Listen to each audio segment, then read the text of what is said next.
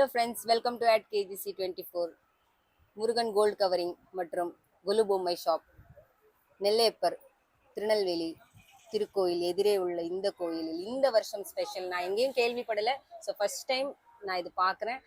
சொல்லுங்க அண்ணா. இது வந்து நவதுர்கா நவராத்திரி நவதுர்கா செட்டுங்க.